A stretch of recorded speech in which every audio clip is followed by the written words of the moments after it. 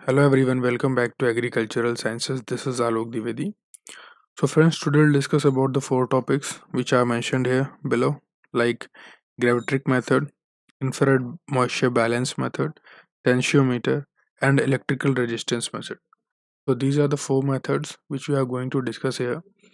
And देखिए, हम आपको यहाँ पर वीडियो लेक्चर्स तो डिलीवर कर ही रहे हैं और आपको क्वालिटी कंटेंट प्रोवाइड करने की हमारी पूरी जो है कोशिश रहती है।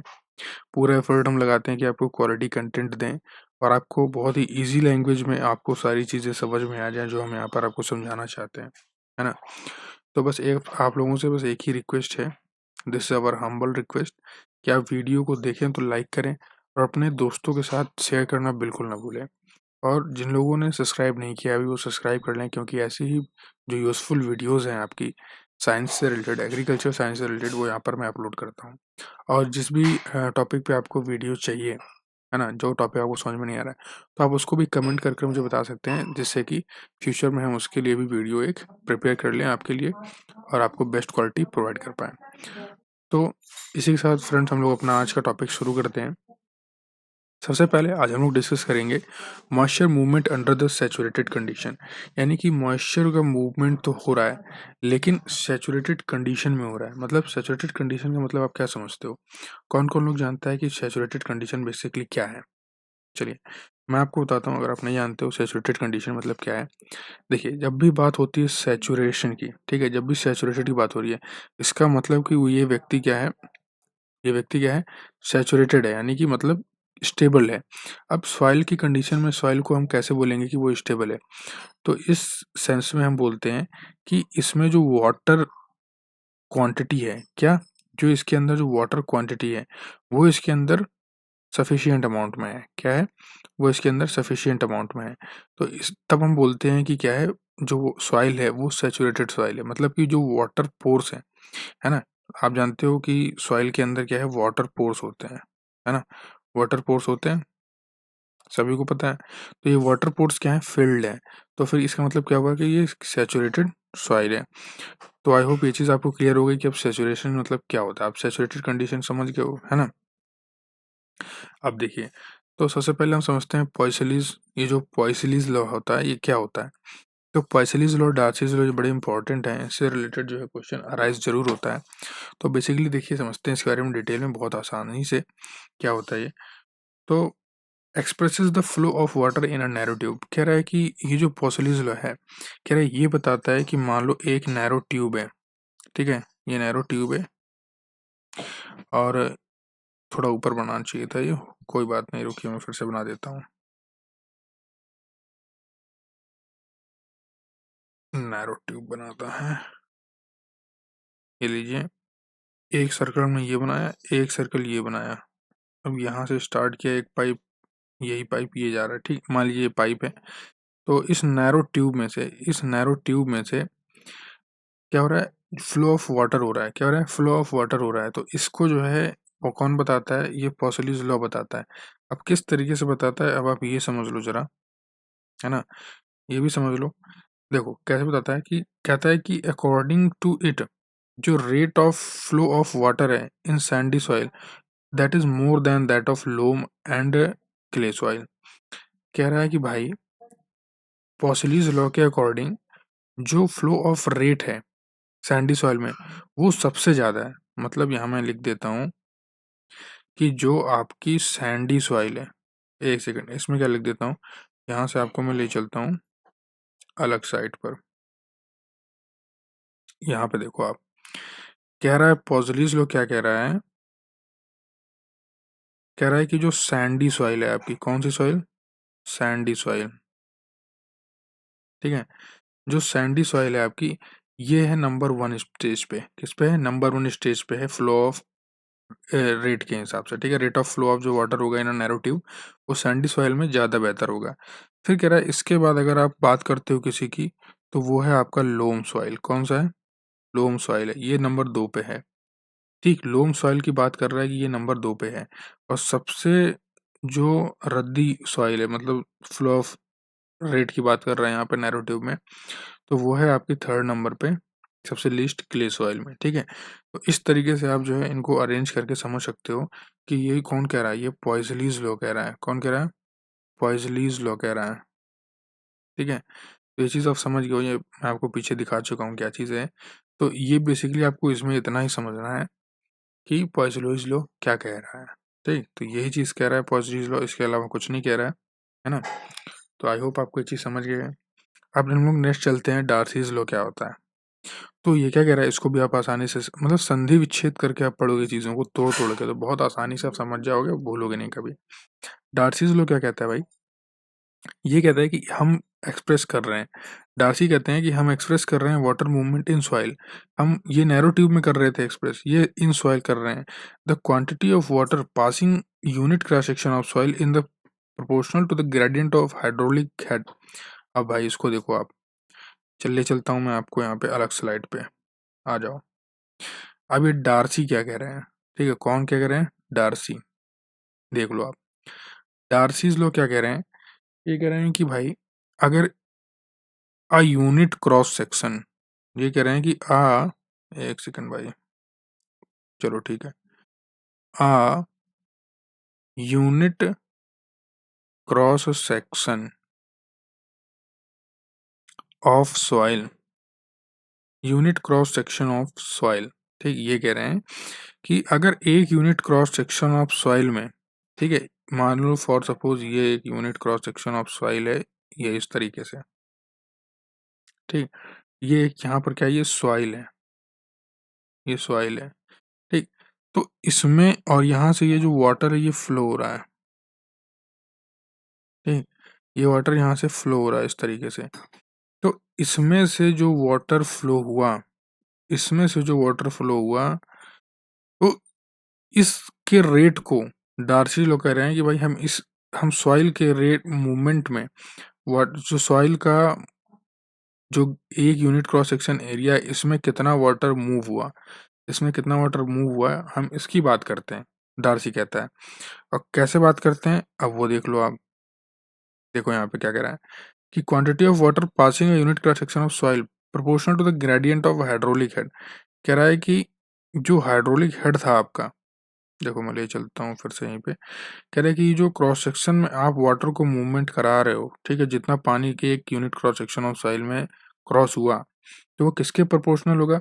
वो प्रोपोर्शनल होगा ग्रेडियंट ऑफ हाइड्रोलिक हेड के, ग्रेडियंट ऑफ हाइड्रोलिक हेड के। बस इसमें इतना ही याद रखना है आपको कि quantity of water passing a unit cross section of soil proportional to gradient of hydraulic head, बस। इसके अलावा और कुछ नहीं याद करना है, ठीक है। अब इस इन दोनों लॉस से हमें पता क्या चलता है, इन दोनों लॉस से हमें पता क्या चलता है, इन दोनों लॉस से हम ये कंक्लूड करते हैं कि जो कंडक्टिविटी ऑफ वाटर है, वो सिर्फ जो है अमाउंट ऑफ पोर स्पेसेस पे डिपेंड नहीं कर रही है। किस पे? अमाउंट ऑफ पोर स्पेसेस पे डिपेंड नहीं कर रही है, और भी चीज़ें हैं जो डिपेंड कर रही हैं, जो फैक्टर्स क्रिएट कर रही हैं कि भाई ये जो कंडक्टिविटी है वाटर की, ये सिर्फ पोर्स स्पेस के अलावा नहीं, और भी चीज़ें हैं जो रोल प्ले कर रही हैं, जिनके थ्रू कंडक्टिविटी हो रही है वाटर की, जिससे वाटर पास हो रहा है एक जगह से दूसरी जगह, मतलब एक पॉइंट से दूसरी पॉइंट पे पहुंच रहा है वाटर सॉइल में, ठीक है। तो सिर्फ पोर स्पेसेस का गेम नहीं है, और भी चीज़ें हैं जो इस पे रोल प्ले कर रही हैं। तो उन्हीं बारे में हम समझेंगे हम कि कैसे जो है वाटर आगे बढ़ता है और कैसे हम उसको मेजर करेंगे। तो डार्सीज लॉ, पॉइसलीज लॉ तो आप समझ गए होगे, आई होप यहाँ तक तो कोई डाउट होगा नहीं, है ना। Measurement of soil moisture content, अब हम लोग सॉइल मॉइस्चर कंटेंट का मेजरमेंट कर रहे हैं भाई, ठीक है। दो मेथड है, दो मेथड के थ्रू हम जो है सॉइल मॉइस्चर मेजरमेंट करते हैं। पहला मेथड जो कि आपका डायरेक्ट मेथड है, दूसरा मेथड है आपका इनडायरेक्ट मेथड, ठीक। डायरेक्ट मेथड में दो मेथड आते हैं, एक है आपका ग्रेविट्रिक मेथड और एक है आपका infrared moisture balance method. Colour दूसरा ले लिखता हूँ, चलिए ग्रीन ले लिया, ग्रीन से तो लिखा है ग्रू,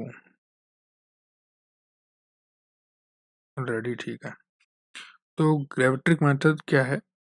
तो इसमें देखो क्या होता है, मैं एक बार फिर से ले चलता हूँ, आपको एक फार्मूला दिखाता हूँ, ठीक है। इसमें देखो फार्मूला आप एक समझो, फ्रेश, पहले आपको क्या करना है, देखो लिख देता हूँ मैं फिर से, कभी कभी हमारा पेन जो है माहौल बनाने लगता है। पहले आपको क्या लेना है, फ्रेश। अरे भाई रुक जाओ, क्यों हड़बड़ा रहे हो, यहाँ पे आओ, पेन ले लिया। अब देखो फ्रेश सॉइल है ना, फ्रेश सॉइल का वेट आप लोगे, पहले क्या करोगे, फ्रेश सॉइल का वेट, फ्रेश सॉइल का वेट माइनस ड्राइड सॉइल का वेट, ठीक है, ड्राइड सॉइल का वेट लिख देता हूँ पूरा ही मैं, अपॉन, फिर क्या करोगे, अपॉन करोगे, यहाँ क्या लिखोगे, यहाँ भी ड्राइड सॉइल का वेट, ड्राइड सॉइल का वेट, ड्राइड सूखी हुई मिट्टी, ठीक है, मिट्टी यहाँ पे सूखी हुई, इनटू, इनटू गुरु क्या करोगे, 100। तो इससे क्या पता निकलेगा, आपको मिल जाएगा ग्रेविट्रिक मेथड से, इसमें सॉइल मॉइस्चर परसेंटेज मिल जाएगा, ठीक है। इस तरीके से आप जो है निकालते हो कितना परसेंट जो है मॉइस्चर है सॉइल में। क्या करोगे, फ्रेश वेट ऑफ सॉइल, यानी जब आपने मिट्टी लिया तो उसका वजन करो पहले पहले, मॉइस्चर के साथ कितनी वजन में है, फिर जब उसको आप ओवन में 105 डिग्री सेल्सियस या 110 डिग्री सेल्सियस में सुखा दोगे तो वो वाला वेट करके देखो, दोनों को माइनस करो, अपॉन जो सूखा हुआ, यानी जो आपने सुखा दिया था ओवन में उसके बाद का वेट अपॉन में रखो, इंटू 100 कर दो, आपका आ जाएगा मॉइस्चर कंटेंट, ठीक। तो ये चीज़ यहाँ पर क्लियर है। अब यहाँ पे समझो आप क्या समझाना चाहता हूँ मैं आपको, कि soil is dried at 105 to 110 degree Celsius and before and after the drawing weight of soil is taken. देखो लिखा है ना कि बिफोर और आफ्टर दोनों का वेट लेना है आपको, and from the difference moisture percentage is calculated, और उन दोनों का डिफरेंस निकाल के क्या करोगे आप, मॉइस्चर परसेंटेज निकाल लोगे। ये हो गया ग्रेविट्रिक मेथड जो मैंने आपको अभी समझाया। नेक्स्ट मेथड है आपका इंफ्रारेड मॉइस्चर बैलेंस मेथड। इसमें क्या होता है, इसमें भी वही सेम चीज़ होती है, बस डिफरेंस ये होता है कि वहाँ पे आप ओवन में ड्राई कर रहे होते हो, यहाँ पे ड्राइंग विद मूविंग एयर के साथ होता है। इंफ्रारेड लैंप्स होती हैं जो मिट्टी को ड्राई करती हैं, फिर आप उसका वेट मेजर करके वही मेथड जो मैंने आपको बताया फार्मूला, उसी के अकॉर्डिंग आप निकाल लेते हो, ठीक है। अब ये हो गया आपके डायरेक्ट मेथड, जो दोनों आपने पढ़ लिए। अब हम लोग डिस्कस करेंगे इनडायरेक्ट मेथड। क्या डिस्कस करेंगे, इनडायरेक्ट मेथड। एक बार आप रिकॉल करो, तब तक मैं थोड़ा सा, चलिए कोई बात नहीं। अब हम लोग डिस्कस करते हैं इनडायरेक्ट मेथड। तो इसमें तो एक बहुत जो है टिंगू सा मेथड है, जो किसान आमतौर पर यूज़ करते हैं इरिगेशन देने के लिए अपने क्रॉप फील्ड को। कैसे चेक करते हैं, वो हाथ में उठाते हैं मिट्टी और थोड़ा सा मसल लेते हैं हाथ से, है ना, तो फील करते हैं उसको। तो ये तो पहला मेथड हो गया। अब दूसरा मेथड जो कि आपको आपके लिए क्या इंपॉर्टेंट है वो आप ये समझो, आपके लिए है न्यूट्रॉन स्कैटरिंग मेथड इंपॉर्टेंट, और एक है आपका टेंशियोमीटर, और आपका एक लास्ट में आपका दिया हुआ है इलेक्ट्रिकल रेजिस्टेंस मेथड, जो कि आपका लास्ट टॉपिक है आज का, है ना। तो चलिए न्यूट्रॉन स्कैटरिंग मेथड में आपको बताता हूँ क्या होता है। न्यूट्रॉन स्कैटरिंग मेथड में बेसिकली क्या होता है भाई, ये बहुत रैपिड टेस्ट होता है, मतलब इसको जो है आप बहुत जल्दी कर लेते हो, इससे हेल्प से बहुत जल्दी आप सॉइल मॉइस्चर को क्या करोगे, पता लगा लोगे, ठीक। ये इसके मेथड से, न्यूट्रॉन स्कैटरिंग मेथड से। और ये कैसा होता है, इन सीटू मेजरमेंट होता है, यानी कि लैब में आप कर पाते हो इसका सॉइल मॉइस्चर को ऑब्जर्व कर पाओगे। डायरेक्ट मेजरमेंट होता है सॉइल मॉइस्चर कंटेंट का by volume of the soil से। प्रिंसिपल इसका क्या होता है, किस प्रिंसिपल काम करता है, कैसे काम करता है वो समझो। इसमें बेसिकली होता है कि हम न्यूट्रॉन छोड़ते हैं और न्यूट्रॉन ये पता लगा पाता है कि कितने H प्लस आयंस जो है, कितने H प्लस न्यूक्लियाई ये आयंस जो है उस यूनिट ऑफ सॉइल में या वॉल्यूम ऑफ सॉइल में प्रेजेंट है। उसके अकॉर्डिंग हम पता लगा पाते हैं कि बेसिकली कितना जो है मॉइस्चर कंटेंट उस वॉल्यूम ऑफ सॉइल में प्रेजेंट है। तो ये हो गया न्यूट्रॉन स्कैटरिंग मेथड। बेसिकली ये न्यूट्रॉन को स्कैटर करते हैं हम लोग सॉइल में, उसको भेजते हैं, और वो H प्लस आयंस को काउंट करके हमें बताया था, उसके अकॉर्डिंग हम जो है मीटर में कैलकुलेशन से निकाल लेते हैं कि कितना मॉइस्चर कंटेंट है। ये न्यूट्रॉन स्कैटरिंग मेथड, यानी कि न्यूट्रॉन की मदद से हम जो है इसमें काम कर पाते हैं। नेक्स्ट हम चलें टेंशियोमीटर के बारे में। तो देखिए टेंशियोमीटर में क्या होता है, दो तरह के होते हैं, टू टाइप्स के होते हैं। टेंशियोमीटर विद मरकरी मैनोमीटर, जो कि रिसर्च वगैरह में यूज़ होता है, और दूसरा जो है vacuum gauge for practical field use, practical field के लिए यूज़ के लिए वैक्यूम गेज होता है, ठीक। अब इसके बारे में डिटेल में समझ लो, टेंशियोमीटर बेसिकली क्या है ना। देखो टेंशियोमीटर को हम क्या बोलते हैं, एरोमीटर ही बोलते हैं। क्या बोलते हैं, एरोमीटर बोलते हैं। क्या बोलते हैं, एरोमीटर बोलते हैं। बेसिकली क्या करता है, measures the soil moisture tensions directly, soil moisture के टेंशन को डायरेक्टली मेजर कर लेता है। बेसिकली कोर्स सॉइल में ज़्यादातर इसको हम लोग यूज़ करते हैं। प्रैक्टिकल लिमिट जो होती है टेंशियोमीटर की, वो बेसिकली होती है आपकी 0.85 बार्स तक। कितनी होती है, मैं यहाँ पे लिख देता हूँ 8 पॉइंट, ये 8.5 गलत हो गया, मुझको लिखना था 0.85। ठीक है, 0.5 ATM तक आप जो है इसको यहाँ पर मेजरमेंट ले सकते हो बास तक। ठीक है, hence it can not be useful under the all soil moisture conditions. आप टेंशियोमीटर्स को सभी सॉइल मॉइस्चर कंडीशंस में यूज़ नहीं कर सकते हो। क्यों? वो समझो क्यों। क्योंकि इसका जो टेंशियोमीटर क्या होता है, इसके अंदर पोरस सिरेमिक कप होता है जो कि चोक हो सकता है क्ले सॉइल्स में, या फिर जो इसका कप है, एक इसमें एक पहली बात तो हो गया कि आप क्ले सॉइल में नहीं यूज़ करते क्योंकि इसका जो पोरस सिरेमिक कप है वो चोक हो सकता है। दूसरा, आप जो इसका कप है वो बहुत ज़्यादा सेंसिटिव होता है सॉल्ट्स को लेके। ठीक है, एक सर्टेन एक्सटेंट तक। तो ना ही आप इसको क्ले सॉइल में ज़्यादातर यूज़ कर पाओगे, ना ही आप सॉल्टी सॉइल में। तो ये इसका थोड़ा-सा ड्रॉबैक है टेंशियोमीटर का, है ना? ये टेंशियोमीटर का क्या है, थोड़ा-सा ड्रॉबैक है क्ले और सॉल्टी सॉइल में। लेकिन ऐसा नहीं है कि बिल्कुल नहीं कर पाओगे, टिल सम एक्सटेंट तक जो है ये करता है मेजर, उसके बाद फिर नहीं कर पाता है। तो उसके लिए फिर आपके न्यूट्रॉन स्कैटरिंग मेथड वगैरह इनसे आप पता लगा लीजिए, है ना? चलिए, नेक्स्ट हम लोग डिस्कस करते हैं अब इलेक्ट्रिकल रेजिस्टेंस मेथड। तो आई होप इससे पहले के टॉपिक डिस्कस जो मैंने किए हैं वो आपको समझ में आ गए, और समझ में आ गया है तो वीडियो को लाइक कर दीजिए सर, है ना? वीडियो को लाइक कर दीजिए, अपने दोस्तों के साथ शेयर कर लीजिए, नए हैं तो चैनल सब्सक्राइब कर लीजिए जिससे कि आपको बेस्ट एंड क्वालिटी कंटेंट आपको हमेशा मिले इस तरीके का, है ना? क्योंकि देखिए मैं बहुत ही सिंपल लैंग्वेज में आपको समझाने की कोशिश करता हूँ, बुकिश लैंग्वेज का बिल्कुल प्रयोग नहीं होता है, ना कि ये मतलब होता है कि सीधे सीधे वीडियो बनाया खत्म काम। हमारा काम है कि आपको बिल्कुल लेमैन लैंग्वेज में आपको समझा पाएँ कि क्या लिखा है बेसिकली बुक में और आपको क्या समझना चाहिए उससे। देखिए, इलेक्ट्रिकल रेजिस्टेंस मेथड समझते हैं क्या होता है। एक बार मैं इसका जो है ब्रीफ आइडिया देता हूँ आपको, है ना, कि होता क्या है ये। चलो भाई आ जाओ फिर से, ये लो। अब यहाँ पे हम लोग डिस्कस कर रहे हैं इलेक्ट्रिकल रेजिस्टेंस मेथड, ERM। क्या डिस्कस कर रहे हैं? ERM, है ना? तो इसमें होता क्या है बेसिकली, इसका मैं आपको थीम एक प्रोवाइड कर देता हूँ आपको माइंड में। देखो भाई, ये सॉइल है, ठीक? ये सॉइल है यहाँ पर। अब ये सॉइल है, यहाँ से एक तार लाई जाती है यूँ, ठीक है? इस तार के नीचे जो है कप बने होते हैं फाइबर के, जिप्सम के, प्लास्टर ऑफ पेरिस वगैरह, ये सब मतलब आइटम जो है इन तार में यहाँ पे होते हैं, कप टाइप के जो है सिस्टम बना होता है इसमें, ठीक? अब किया क्या जाता है कि इसको जो है इसमें इंसर्ट कर दिया जाता है सॉइल में ऐसे, ठीक? इसमें से हल्का सा दबा दिया जाता है सॉइल के अंदर, ज़्यादा कस के नहीं कि फिर टूटे जाए, मतलब जो है हल्के से दबा दिया जाता है, पुश कर दिया जाता है।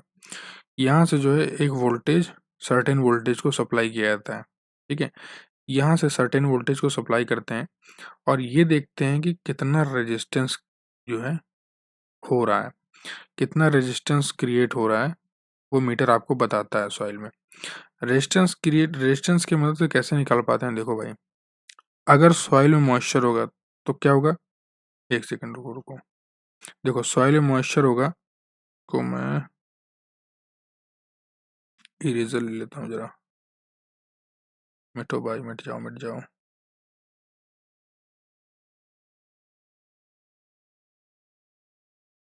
कह रहा है मैं नहीं मिटूंगा।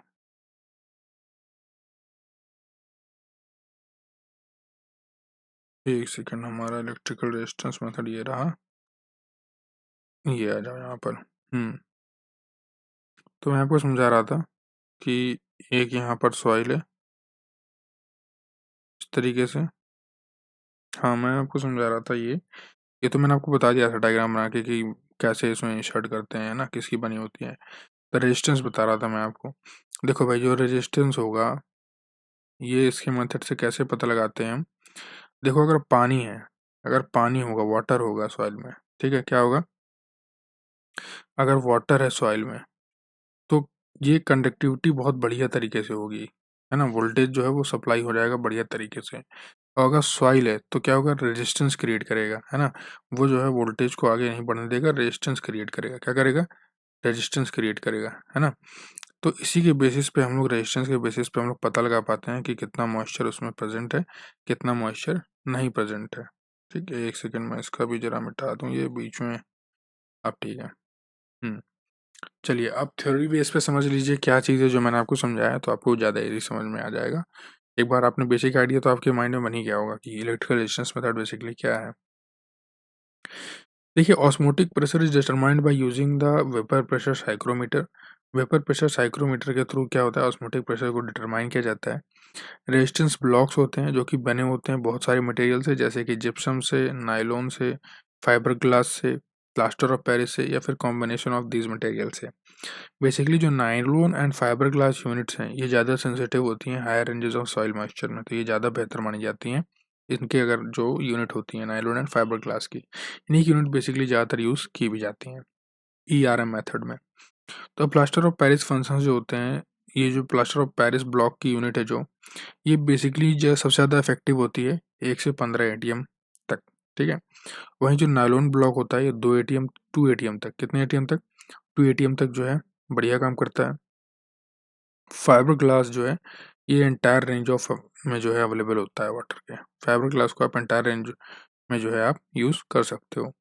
Combination of fibre glass plus plaster of Paris provide sensitive in both wet and dry range of and provides good contact between the soil and unit. तो ये चीज़ आप याद रखना, ठीक है। कौन सी चीज़ मैं फिर से बता देता हूँ आपको,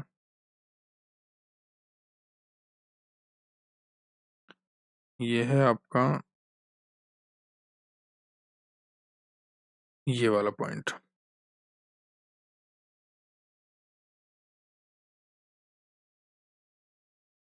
कभी कभी पीछे हो जाता है मामला, ये वाला पॉइंट याद रखिएगा, थर्ड पॉइंट, ठीक है। तो ये क्योंकि पूछा भी जाता है। अब इसमें फोर्थ पॉइंट में भी थोड़ा सा एक इम्पॉर्टेंट पॉइंट है, क्या, जिप्सम ब्लॉक और plaster of Paris resistance unit first prepared by Bouyoucos and Mick 1940। Bouyoucos and Mick ने जो है 1940 में इसको तैयार किया था। और electrical resistance instrument is also called the Bouyoucos moisture meter भी इसको कहा जाता है, specially designed on Wheatstone bridge principle. अब ये बहुत इंपॉर्टेंट है, ये व्हीटस्टोन ब्रिज प्रिंसिपल पर जो है ये काम करता है। कभी पूछ ले कि RM मेथड किस प्रिंसिपल काम करता है, तो व्हीटस्टोन ब्रिज मेथड पे काम करता है। Unlike tensiometer the resistance blocks do not work properly at the higher moisture level. Higher moisture level पे ये भी नहीं काम कर दें, their efficacy is better the lower moisture level up to wilting point. Wilting point तक ही आपकी ये मदद कर पाएंगे ये मेथड्स, ठीक है। Resistance blocks do not give the precise result in the saline condition. Saline condition में जो है रेजिस्टेंस ब्लॉक्स आपको प्रिसाइज रिजल्ट नहीं दे पाएंगे। एंड सोल्यूबल सॉल्ट, क्यों ऐसा क्यों होता है, क्योंकि सोल्यूबल सॉल्ट क्या करता है, इंटरफेयर करता है with the conductance of the blocks and resistance units are used in the fine textured soil. Basically जो रेजिस्टेंस यूनिट्स होती हैं इनको फाइन टेक्सचर्ड सॉइल में हम लोग यूज़ करते हैं, ठीक है। तो आई होप ये आप पूरा अच्छे तरीके से समझ गए हो, यहाँ तक आपको कोई डाउट है नहीं, है ना। अगर कोई डाउट परसिस्ट करता है तो कमेंट सेक्शन आपके लिए अवेलेबल है, वहाँ पर आप मुझे बता सकते हैं, मैं उस डाउट को क्लियर करने की पूरी कोशिश करूँगा। और ये आपका नेक्स्ट टॉपिक है जो कि हम लोग डिस्कस करेंगे फर्दर नेक्स्ट वीडियो में। और इसी के साथ दोस्तों आज के लिए इतना ही। जय हिंद, जय Bharat, have a great day.